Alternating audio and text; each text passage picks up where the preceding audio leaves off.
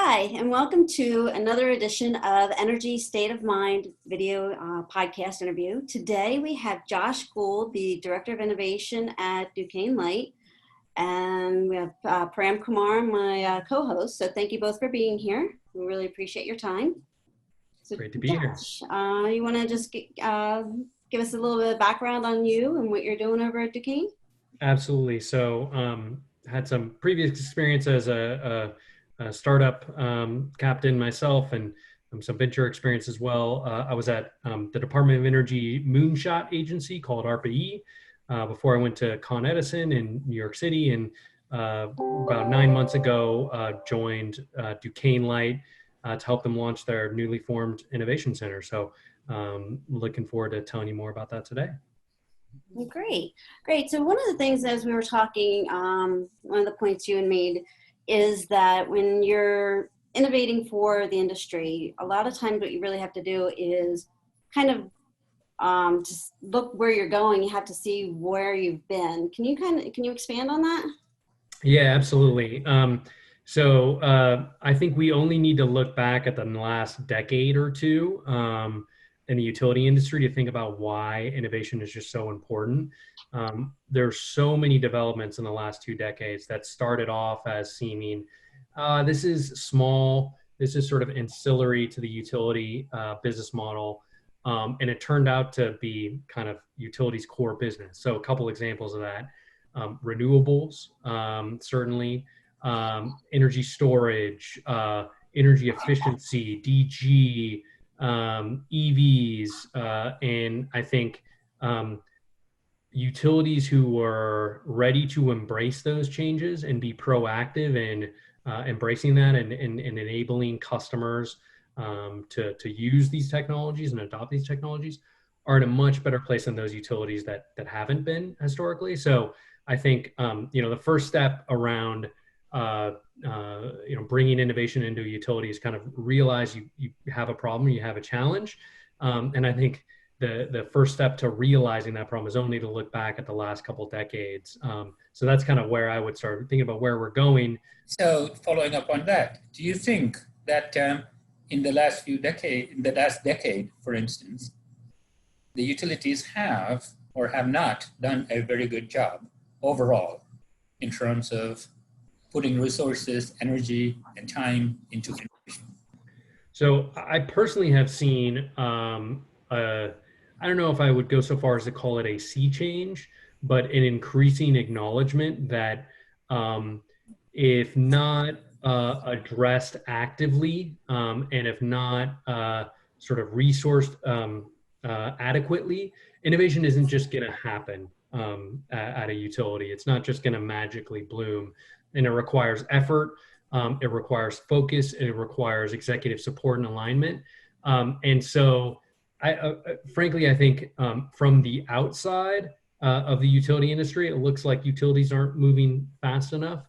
On the inside, at least with sort of veterans of the utility industry who have been here decades, it looks like we're moving faster than we ever have before. So the truth is probably somewhere in the middle, to be quite honest.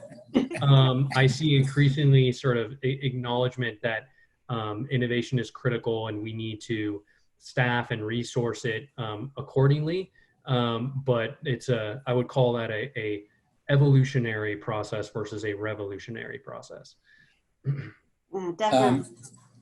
In the past, when I have made this comparison, a lot of people compare the telecom industry, for example, with the energy industry for innovation and how innovative the telecom business has been. And I've asked the question to a lot of energy executives. If you look at the telecom innovation, every single one of them came from outside the industry, whether it be the smartphone or internet or connected gadgets or Internet of Things, whatever you want to call them. So the question I've asked energy executives is, how are you going to make sure that you're not going to get how are you going to make sure you're not going to get bypassed on the way to innovation? And one of the answers that a very frequent answer I've gotten is, it's not just us. You also have to go and talk to those regulators who will help us in maintaining in maintaining there are lots of restrictions that they have to operate under. And some of those regulatory mechanisms kind of hold back innovation.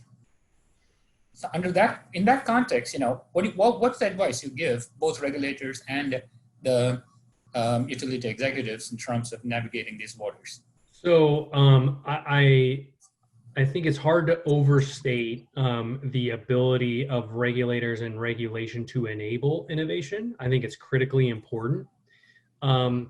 But I also think, so I think a couple things. So I think it's critically important, but I also think there is a lot that utilities can do inside the existing business model. And it is not an excuse to delay innovating until we have a perfect regulatory structure. That's certainly not the case. The other thing I would say about partnering and working with regulators to drive sort of mutually beneficial outcomes is particularly, at Con Ed, when I was there just kind of a couple months ago, what we saw in the kind of regulatory context there was if you could go to the regulator and bring stakeholders with you and say, this is why, and make a objective, credible case, this is why it is in the customer's best interest to do X or to change Y. I can't make a blanket statement for every regulator everywhere, but in general, regulators tended to be receptive to those changes, provided that we can, again, objectively and demonstrably show that it's in the customer's interest. So I think we need to be, as an industry, proactive about that, thinking about, how can we find, it's corny to say, but it's true, but how can we find those win-win-wins? When I say win-win-win, stakeholders, customers, utilities. I think New York, again, has shown the way in a lot of different respects. But I think that's what's incumbent to changing the regulatory structure. And personally, I think it's possible. It just requires some work and being proactive and demonstrating how what is being proposed is in the customer's best interest. Good. So, I guess to add on to that, for the utilities to benefit from innovation and regulatory to benefit and the customers and everything, what are some of the key things that you're finding that, director of innovators and, need to engage in, and what do they need to do? What challenges are you facing and trends that you're seeing in the industry? Yeah, absolutely. So I think within the utility context, I think kind of three things are necessary. And the first is to have really strong executive support and alignment, ideally as high in the organization as you could possibly go, to the board, to the CEO. If you have that, pretty much anything is possible. If you don't have that, there are some things that are possible, but it's a much more limited set of kind of things that you can do and value you can provide. So I'd start there. It's the executive support and alignment, and it's just critical.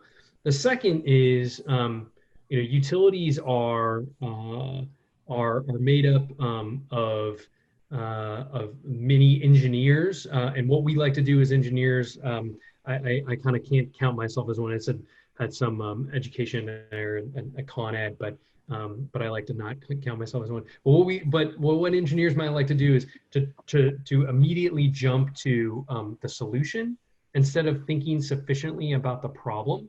And I see this in a lot of different contexts. So I know that sounds really kind of basic and maybe nebulous, but where I've seen utilities really drive innovation and partner effectively with third parties and others who can help them is they've actually spent that time defining the problem really well. And what they find is when they define the problem well, they actually leave themselves open to solutions that they didn't originally envision. And it lets them essentially be much more creative. So I think that's really important. Executive support and alignment, defining the problem. And last but not least is where a utility comes across an opportunity to continue to build that executive support and alignment. You have to do a good job of showing here's this particular opportunity, but here's how it helps us solve this strategic problem.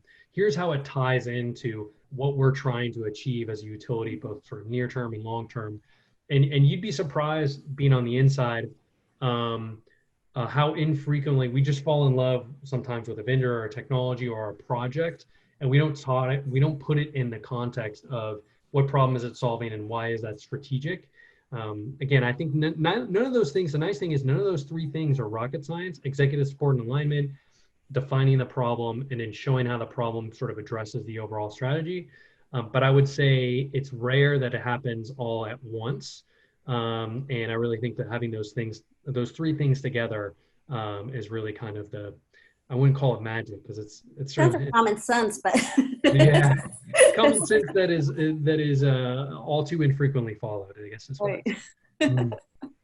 Well, yes, common sense is not all that common as it should be. Yes. Indeed. Some of the, what you said in terms of the high level commitment to, whether it be innovation or or a target or a mission or anything, it sounds obvious that there should be very high level commitment to a mission of the company or if it is to innovate or if it is to make a profit or if it is even to not to make a profit.